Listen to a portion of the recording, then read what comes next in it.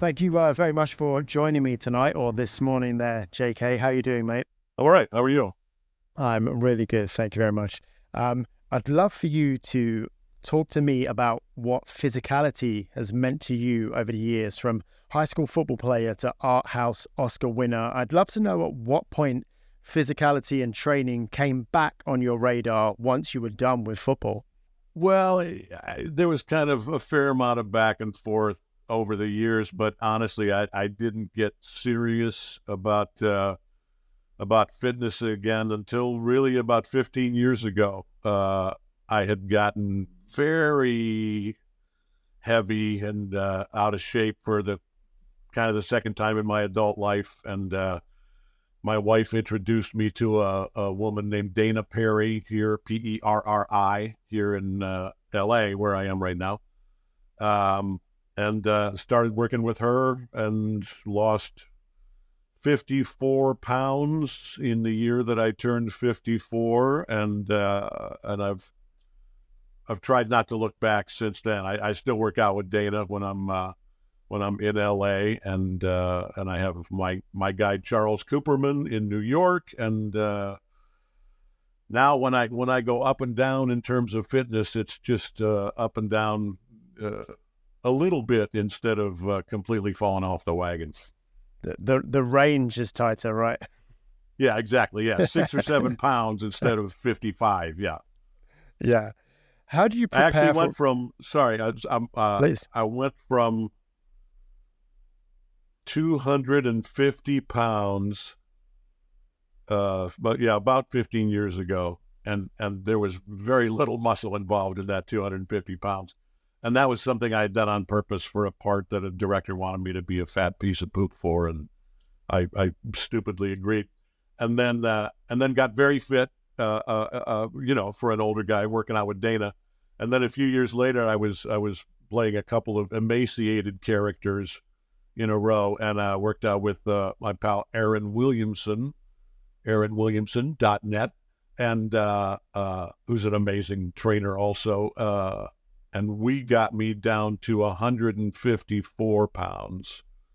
So on my what used to be 6 feet tall, now I claim 5'11". So we got me, very healthy, but looking really scrawny because I was playing a couple of different characters who were, one of whom was incarcerated and being starved, and the other one was just a sad, pathetic old guy, and in a movie called I'm Not Here.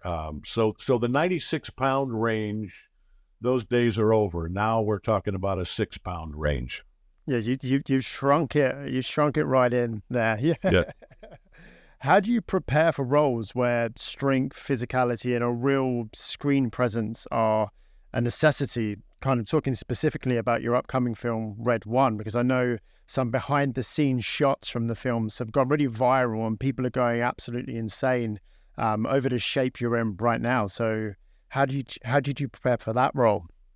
Well, I tell you, when the star of the movie has 350 bazillion Instagram followers, and he's posting pictures that either Dwayne took or Hiram Garcia, or his our producer on the movie. First of all, when you're reading a script and you see on page 20 that there's a scene in a gym where you're working out with The Rock, that's your motivation right there It's to an get alarm a bell. yeah, getting a little overtime in the gym, especially when you're a guy my age, and it's just old school hard work and nutrition, and I've never gone in for any of the miracles of modern science in terms of chemical help with any of that. Just doesn't seem worth it at my age to delve into that. So yeah, just trying to work out smart, and again, thanks to Charles and Dana and Aaron and people that I've worked with over the years. Some time at the boxing gym, that's always a good overall cardio and good workout, and just lifting the weights that I can lift at my age without abusing my knees and shoulders and wrists and every other joint in my body. Yeah. What does that look like nowadays? What's What's the 60 minutes in the gym with JK looking like now? Well, it's looking like, I mean, frankly, now it is about 60 minutes. When I was really training hard for the movie, it was more like 120 minutes a day or more. I mean, it's moderate weights. It's, overall body conditioning, don't skip leg day, especially again at my age, working on staying strong in the lower half, in the core, balance, all those kinds of things. I mean, partially it's about trying not to look too pathetic and scrawny next to somebody like Dwayne, and so some of it is like working on the movie muscles, but a lot of it is just trying to stay healthy. If you're enjoying this content, you can watch or listen ad-free on the Men's Health app by joining the Men's Health Squad today. Head over to hearstmagazines.co.uk/mh-mag. Once you're in the squad, you'll also have access to tons of exclusive content, including interviews, ad-free videos, and our world-class training platform, which features dozens of training plans to suit every level and any goal. This is sort of a personal curiosity of mine, but obviously a few years back, a photo of you went massively viral where you're in the bicep blaster isolation, you're curling, you look great, and you've got the big beard. And I wonder, actually, my colleagues and I were discussing this earlier, had you already got the role as Jacked Santa in Red One, or did they see that and go, we should make a film about this guy? I got to ask Dwayne and Hiram and Jake Kasdan, about that, because that photo was, that was probably 6 years ago or so. I was working out with Aaron, and I was really not training for a specific role. I had just finished the movie called I'm Not Here, where I was really emaciated. Again, I was healthy, I was fit, but I was very thin, and so I was working out with Aaron just to pack on some muscle again. So I was really, really lean, and then as we started building muscle again, it was a great time for him to click those photos and put him up on his Instagram, and I didn't hear anything. And then a few months later, those photos started going kind of viral. And actually, my friend's son was the first guy who used the term "shredded Santa" because I had the beard for I'm Not Here. And I was just about to shave it off to play Commissioner Gordon in Zack Snyder's Justice League. But really, the hard work in the gym at that point was just trying to maximize my potential and my health, and it had nothing to do with playing Commissioner Gordon, who's always wearing a trench coat, and we have no idea how fit he is. Yeah. And the arm blaster doesn't hurt either, by the way. Oh, I mean, talk about isolating the bis and flattening out the tris, and you look like a beast. Just it's like a push-up bra for men's arms, isn't it? A bicep blaster. Yeah, it's a real life hack for bigger-looking arms. Working out, exercising, movement in general. Does your time focusing on these elements? Is this something that helps you mentally as well? I know that some people in the biz say is part of their creative process. Is this something that's true for you? Yeah, it absolutely is. And especially if I'm, specifically training for a part where, once again, they say, hey, he's in pretty good shape for a guy his age, but just as a lifestyle in general, really after finally getting healthy 15 years ago or so, it's, when I don't find time or make time to work out on a given day, I just don't feel as good. And that doesn't mean, 90 minutes of hard pumping every day. I mean, sometimes it's, 30 minutes on the exercise bike and some dead bugs on the bench and get in the shower and get to work. But, it's absolutely that, along with, what you do most of the time in terms of diet. By and large, I'm just, I'm enjoying the healthy foods that I enjoy and limiting the Santa Claus cookie intake. Has that been tough over the last few years as you tried to embody Kris Kringle? Or I suppose you're Jack Santa Claus, aren't you? So it's gonna be a little bit different. You don't need to go full method there. Yeah, no. As a matter of fact, there are scenes in the movie. Spoiler alert, where Santa and Cal, DJ's character, share a cookie after the workout. You got a carbo load. So Santa's version of that is chocolate chip cookies, and of course, on the day we're shooting, we'll take a bite of the cookie, cut, we spit out the cookie, but then after we did that last take, they brought out the cold milk, and we downed a couple of cookies. Yeah, of course, Dwayne Johnson, sort of notorious for his cookie intake. You cut a very impressive shape as the intimidating Terence Fletcher in Whiplash, which I believe is getting a 10th anniversary theatrical re-release this month. Does your physical training support your performance even when it's not vital for the role? Yeah, absolutely. I physical training, I think, for anyone, and again, I think it's even more important as you age. It helps everything, and again, having roles where it feels important to be a physically imposing guy or a physically fit guy just provides me with extra motivation. Damien actually had in mind. And this was, let's see, we shot that in 2013, 2014. So I had gotten fit over the last few years, but a lot of people still had this vision of me as the guy who had been, 50 pounds heavier and in really bad shape in all of my work, from whatever, 2006, 7, 8, 9, 10. And that was kind of the character Damien had in mind, was this, a bigger, heavier, out of shape guy who's wearing a specific sort of suit and tie. And then when I suggested, I'm not that guy anymore, I'm a little more fit, and I'd like to sort of emphasize that in terms of being an intimidating figure for these young musicians, then he absolutely jumped on board with that, and that became part of who Terence Fletcher is. And yeah, we're super excited about the re-release now, because so many people saw clips from that movie or award shows or this or that, but not all that many people actually saw the movie in theaters 10 years ago. So I'm excited that people are going to have that opportunity again.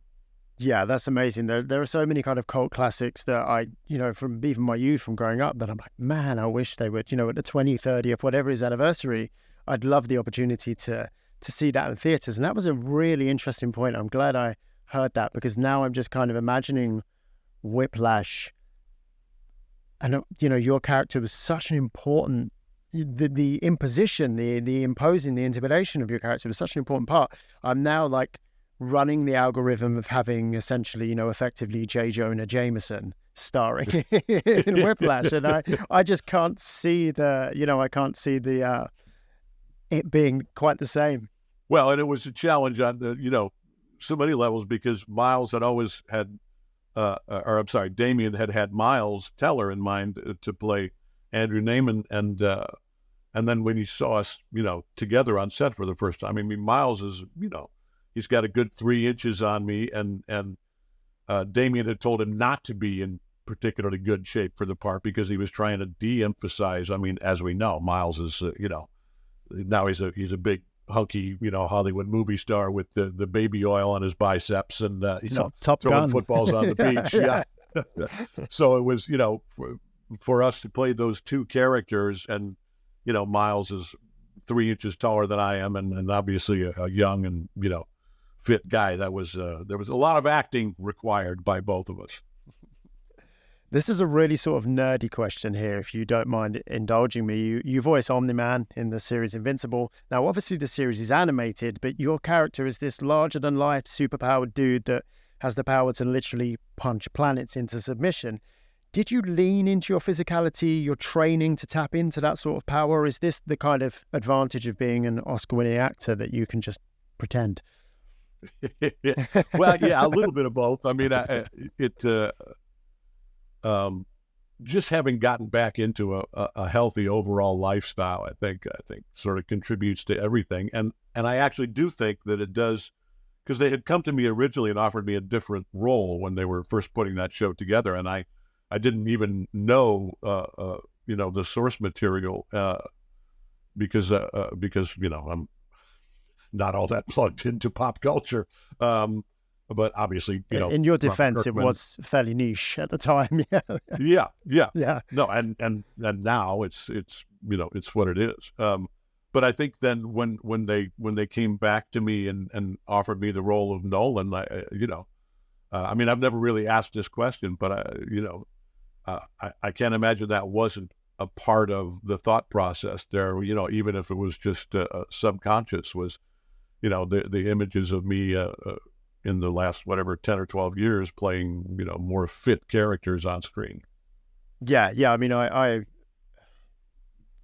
cards on the table. I'm a huge comic book nerd, and when I saw your name in the sort of run up to the production of the series, I could immediately see it. Obviously, you've got a commandeering voice, you've got this rich history, but based on the sort of physical presence in your previous roles, I was like, oh yeah, he's got that. He's got Nolan nailed. Yeah, I was very confident there.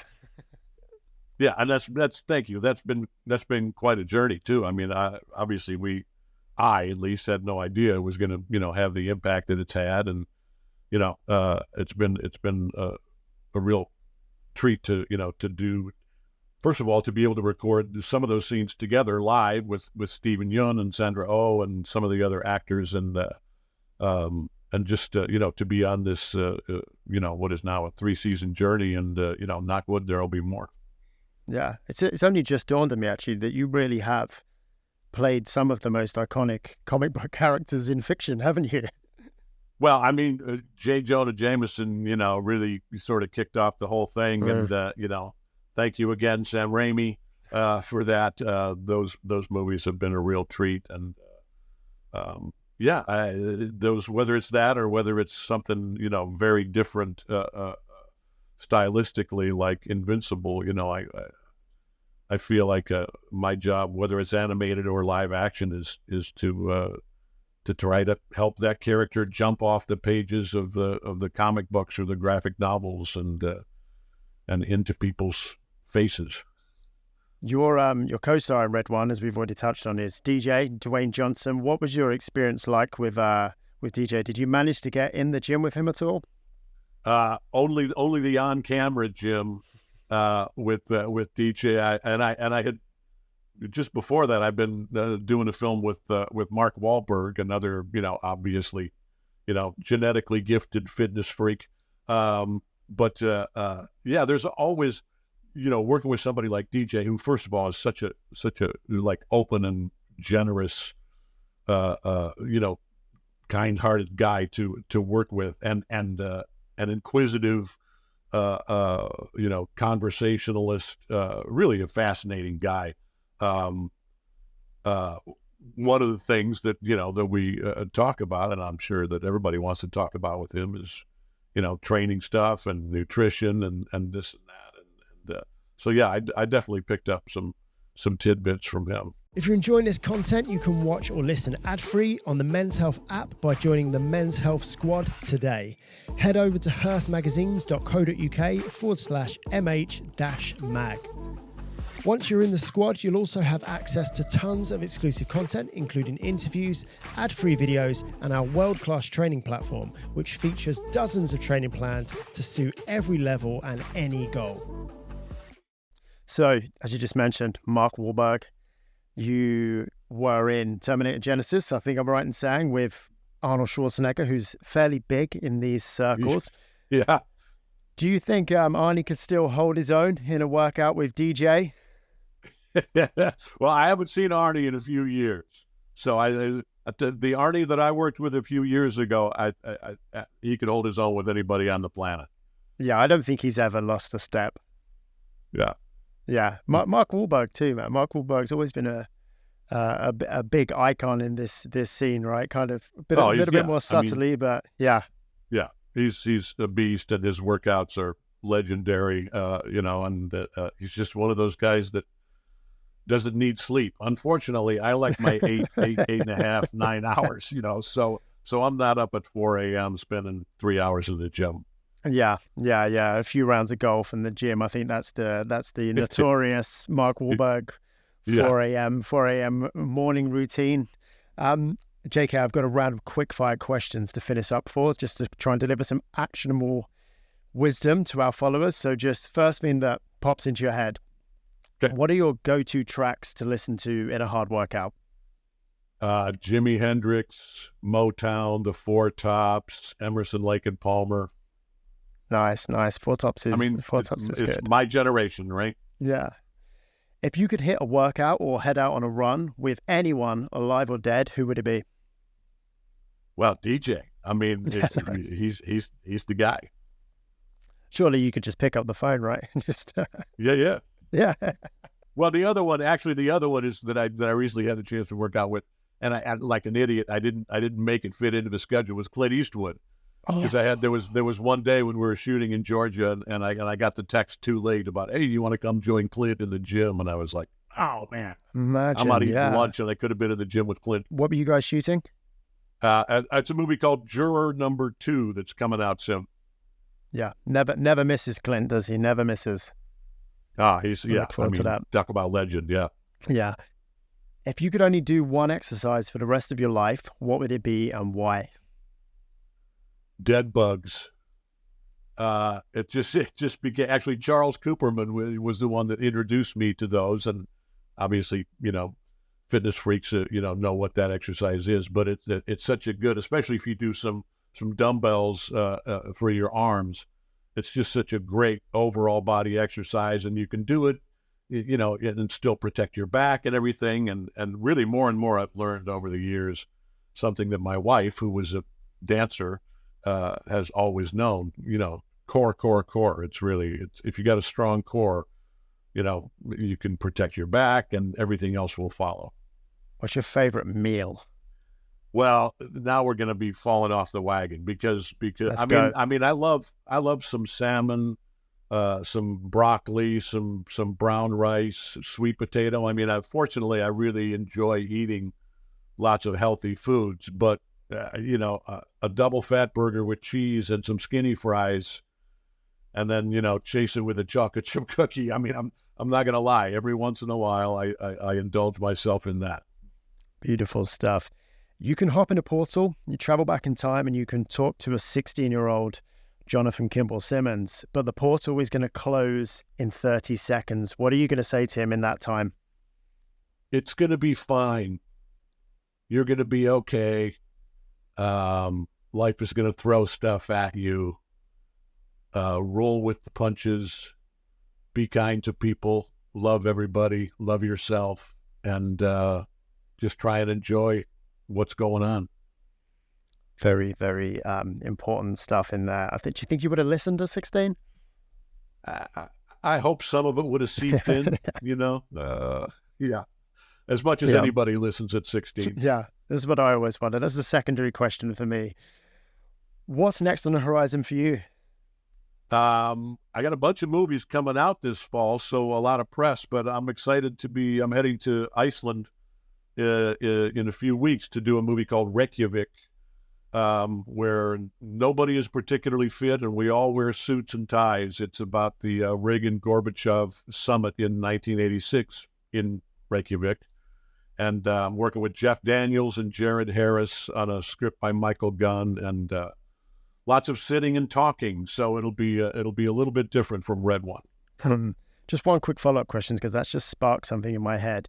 Do you find the energy and the vitality and just the general sort of physical preparedness you get from being in the gym as often as you are, do you find that helps you in roles where, it's like what you've got coming up in Reykjavik, where it's not a necessity, but does it help? Oh, I feel like it absolutely does, because if you're just rolling out of bed and, having your breakfast burrito and sitting in a chair all day, I mean, for me, it's hard to stay mentally alert, but if I get my butt out of bed and, have something healthy and get in a nice solid overall workout, I feel energized, physically, mentally, emotionally, to get through those long days that, let's face it, you're sitting and waiting, and it can be hard to keep the energy up. Yeah, I think that's the biggest part of this whole thing, that is not the cell for some reason, but it's an incredibly powerful part. Dude, thank you so much for your time this morning or this evening, and I look forward to seeing you on a big screen for my second go at Whiplash in the over the next month. Awesome. Thank you. Thanks a lot. Thank My you pleasure. so much, Matt. Thank you. Take care.